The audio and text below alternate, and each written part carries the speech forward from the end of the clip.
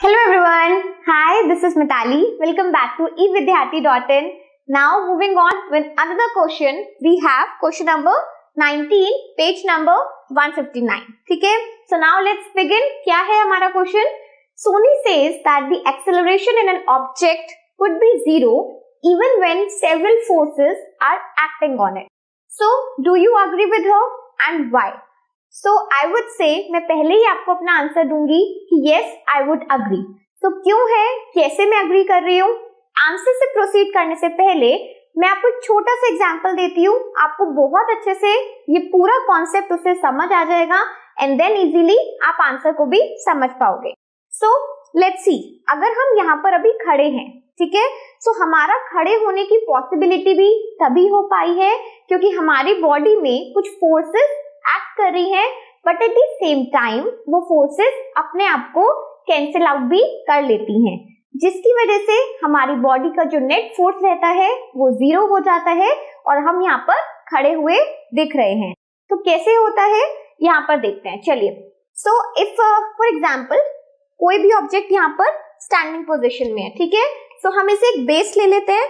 Now एक हमारा जो फोर्स ऑफ ग्रेविटेशन है वो क्या कर रहा है, हमें अपनी तरफ खींच रहा है, यानी कि एक डाउनवर्ड डायरेक्शन में हमेशा किसी भी ऑब्जेक्ट पे, अगर मैं अपनी बॉडी की इस वक्त बात करें तो एक डाउनवर्ड डायरेक्शन में फोर्स ऑफ ग्रेविटेशन की वजह से हमें डाउनवर्ड डायरेक्शन में फोर्स अप्लाई होता हुआ दिखता है. ठीक है, एक्चुअली दिखता नहीं है but we can feel it कि अगर हम खड़े हो पाए हैं ऑन द अर्थ सरफेस तो एक ग्रेविटेशनल पुल है जो हर वक्त कॉन्स्टेंटली हम पर अप्लाई होता है. ठीक है, चलिए वो तो ठीक है, but at the same time एक नॉर्मल फोर्स होता है जो हमेशा अपवर्ड डायरेक्शन में हमारी बॉडी पे काम कर रहा है. ठीक है, सो ग्रेविटेशन हमें अपनी तरफ पुल करती है, नॉर्मल हमें ऊपर की तरफ पुल करता है, जिसकी वजह से दोनों ही फोर्सेस अपने आप को कैंसिल आउट करती हैं.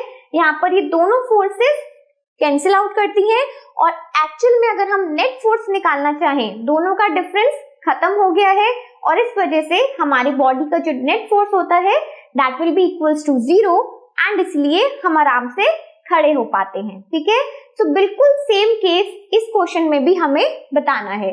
सो सोनी इज करेक्ट.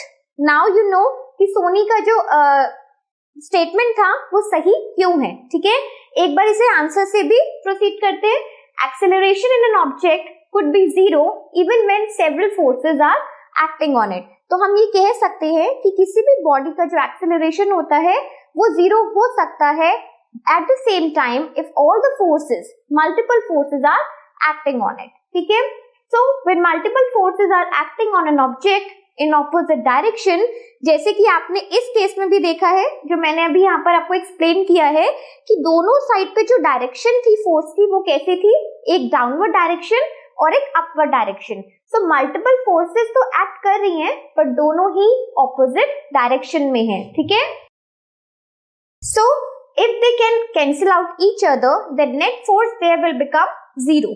और अगर वो दोनों ही ऑपोजिट डायरेक्शन में एक्ट कर रही हैं सो वी कैन सिंपली से कि दोनों फोर्सेस अपने आप को कैंसिल आउट करती हैं एंड इवेंचुअली हमारी जो नेट फोर्स होती है दैट विल बिकम जीरो. और अगर नेट फोर्स जीरो हो जाती है the acceleration will also be zero. अगर फोर्स जीरो हो गई है तो एक्सेलरेशन तो अपने आप जीरो हो ही जाएगा. व्हाई? बिकॉज ये आंसर आप मुझे कमेंट सेक्शन में जरूर भेजोगे क्योंकि हमारी फोर्स एक्सेलरेशन पे और एक्सेलरेशन फोर्स पे डिपेंडेंट होते हैं. ठीक है, सो यहाँ पर आपको हिंट मिल गया है क्या मैं आपसे क्वेश्चन पूछ रही हूँ एंड आई होप आपको ये कॉन्सेप्ट भी अच्छे से समझ आया हो. Now we are moving towards another question. Up till then keep learning, keep watching, bye bye.